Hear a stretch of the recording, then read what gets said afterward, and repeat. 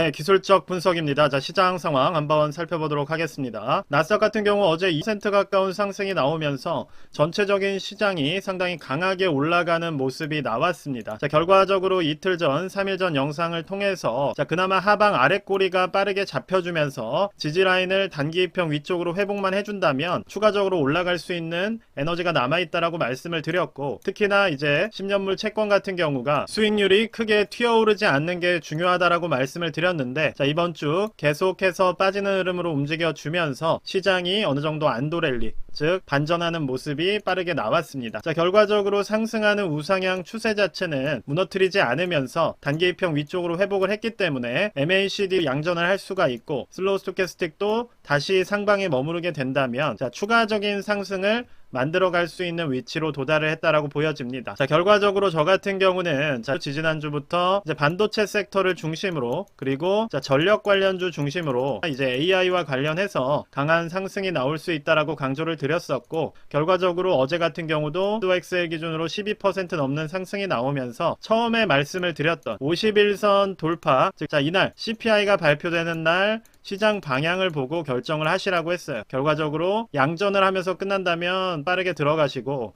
그게 아니라 하방으로 끝난다면, 즉 종가 기준 그리고 CPI 발표 이후 기준으로 방향성에 따라서 어느 정도 시장이 움직일 수 있다라고 말씀을 드렸고, 자, 어제 같은 경우 SOX 기준으로 12% 나오면서 지금 현재 기준으로 이때 당시에 말씀을 드렸던 자, 10에서 20% 정도의 수익률은 달성이 된 상태예요. 자, 두 번이나 터치를 했기 때문에 지금 두 차례 20% 수익률을 터치했다라고 봐주시면 될 것 같습니다. 자, 그럼 여기서부터는 이제 우리가 매도 타이밍에 대해서 고민을 해야겠죠. 만약에 20% 수익률을 목표로 들어오신 분이라면 일단 어제 같은 경우에 수익 실현이 나갔을 수가 있겠죠. 그게 아니라 단기적으로 기술적인 흐름에 따라서 내가 매도 타이밍을 잡을 것이라고 한다면, 일단 제가 1차적으로 말씀드렸던 최소 보험적인 수익률이라고 한다면 자, 20% 정도로 잡았었기 때문에 뭐 1차적인 수익 실현이 한번 나갈 수는 있다라고 생각을 해요. 예를 들어서 뭐 일부 비중으로도 나갈 수가 있겠죠. 뭐 50% 정도는 수익 실현을 해주시고 뭐 나머지로 홀딩을 해나가는 전략도 가능하다라고 생각을 합니다. 자, 일단은 단기평 위쪽으로 올라선 상황이고 CD가 양전을 하게 되면 충분히 더 올라갈 수 있는 여지가 있다라고 보여지기 때문에 뭐 조금 더 배팅을 하실 분들은 홀딩을 하셔도 되는 구간이라고 생각을 해요. 다만 내가 리스크를 좀 줄이고 싶다 라고 한다면 일단은 뭐 아트에서 50% 정도를 수익 실현해 주시는 거는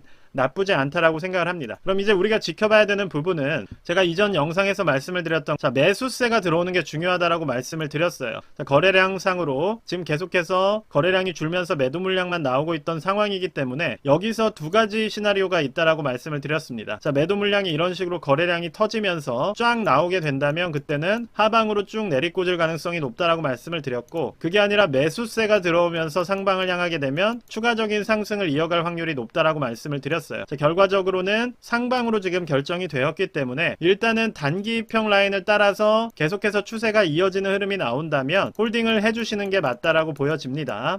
그럼 이후에 수익 실현 구간을 좀 살펴본다면 자, 원지수로 좀 봐야 될 것 같아요. 일단 어제 상승의 의미가 있는 것은 자, SOXL 기준으로는 전고점을 못 넘은 것처럼 보여지지만 지금 SOX 기준으로 볼 때, 원지수로 볼 때는 자, 신고가를 쓰고 있는 흐름이에요. 즉 매물대 자체가 상방에 크게 없고 지금 한번 도전을 했다가 재도전하는 흐름이기 때문에 자, 만약에 보시는 요 242달러 라인을 돌파해서 추가적인 상승이 나온다면 그때는 너무 쉽게 수익 실현을 하시기보다는 계속해서 홀딩하는 전략으로 밀고 나가셔도 될 것 같습니다. 자, 왜냐하면 지금 저희가 개인적으로 살펴보는 뭐 거래량이라던가 기타 지표들로 봤을 때는 어느 정도 더 들어올 수 있는 여지가 있어요. 즉 제대로 시작도 하지 않은 단계일 수도 있습니다. 만약에 정말로 자금이 어디선가 계속해서 들어오게 된다면 그때는 버블이라고 불릴 만한 또 폭등이 나올 수도 있는 것이기 때문에 계속해서 강조를 드리는 거는 저 같은 경우는 일단 무조건 환희에 찰 시기는 아니라고 계속 강조를 드렸습니다. 자, 그렇기 때문에 이런 데서 계속해서 비중을 싣는 게 아니라 어느 정도의 단계, 즉 저 같은 경우는 이 구간에서 한번 50% 정도로 들어간 뒤에 계속해서 지켜보라고 말씀을 드렸던 것이고, 만약에 지금 구간에서 매수를 고려 중이시라고 된다고 한다면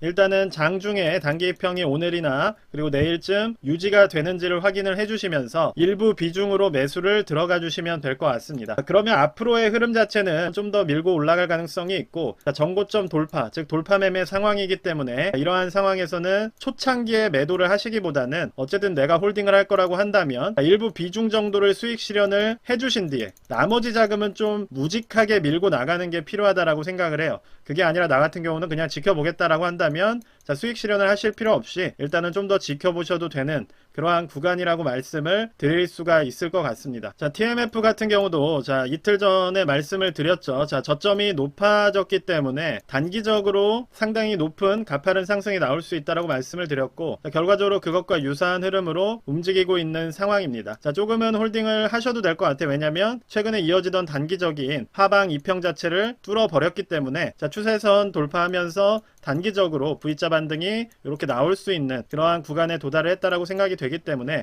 일단은 금리 인하에 대해서 움직이고 있는 흐름으로 저는 보여져요. 결과적으로는 저번 영상에서 강조를 드렸듯이 지금 시장 지켜보셔야 되는 부분은 결과적으로 침체와 금리 인하라는 이슈, 이 두 개 사이에 있다라고 말씀을 드렸습니다. 결과적으로 계속해서 오랜 기간 누적돼 왔던 금리 인하에 대한 기대감이 억눌려 있던 상황에서 분출이 될 수 있는 것이고, 거기에 따라서 예를 들어서 재무부의 양적 완화 자금 같은 것들이 흘러 들어온다면 충분히 버블이 생길 만한 상승이 나올 수 있는 구간이에요. 다만 그것이 계속해서 이어지는 와중에 연말이나 대선 이후에 침체 이슈가 불거진다면 그때부터는 시장이 급속하게 냉각이 될 수가 있습니다. 그러면 마지막, 즉 침체가 온다 하더라도 그 전까지 생기는 이 강한 상승을 포기할 수는 없는 거잖아요. 그렇기 때문에 일정 부분의 리스크 관리가 필요하고, 거기에 더해서 주식의 상승에 배팅하는 그러한 두 가지 병행하는 전략이 필요하다라는 말씀을 계속해서 강조를 드리고 있는 겁니다. 그래서 지금은 계속해서 시장에 매수세가 들어오는지에 대해서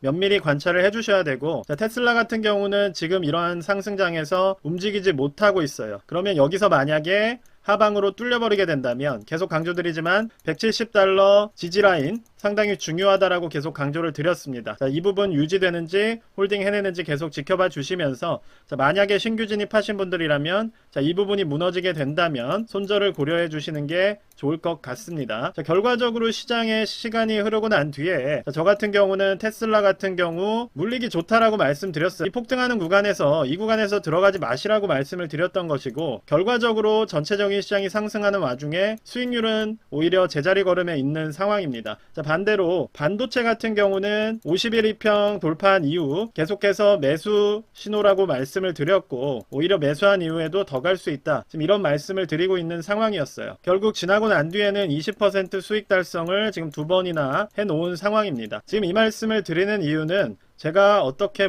이런 말씀을 드리는 것이 아니라, 결과적으로 리스크 관리를 강조를 해드리고, 어쨌든 안전한 위치, 그래도 어느 정도 상승이 확인된 위치에서 들어간다 하더라도 충분히 목표한 수익률을 달성할 수가 있다라는 거예요.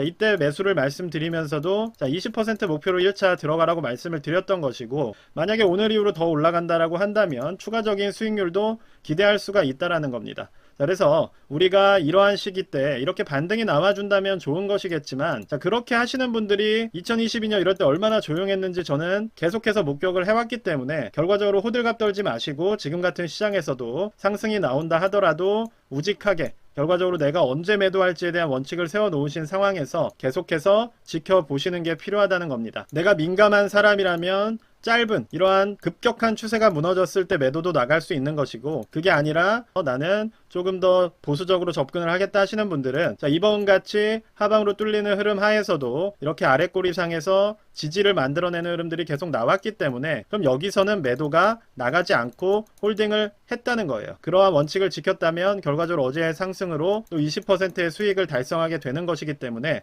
결과적으로 여러분들이 하셔야 되는 거는 각자의 투자 원칙을 세우는 겁니다. 그러니까 원칙이 없이 제 영상에서 하루 걸러 혹은 유튜브를 보면서 하루마다 바뀌는 뷰들에 따라서 움직인다면 결과적으로 투자를 할 수는 없는 것이고, 제 유튜브를 통해서 얻어가실 수 있는 거는 각자의 원칙에 있어서 흡수할 만한 뷰가 있다라고 한다면 그러한 인사이트를 가져가라고 말씀을 드리는 것입니다. 자, 그런 식으로 활용을 해주실 수 있으면 참 좋을 것 같아요. 자, 오늘은 전체적인 시장의 흐름과 반도체주나 지금 폭등이 나오는 주식들 어떤 식으로 대응할지 간단하게 설명을 드렸고, 그러한 부분들 참고하셔서 앞으로 시장에서도 대응 방향에 녹여내시면 좋을 것 같습니다. 일단 오늘 영상 여기까지만 말씀드리도록 하겠습니다. 감사합니다.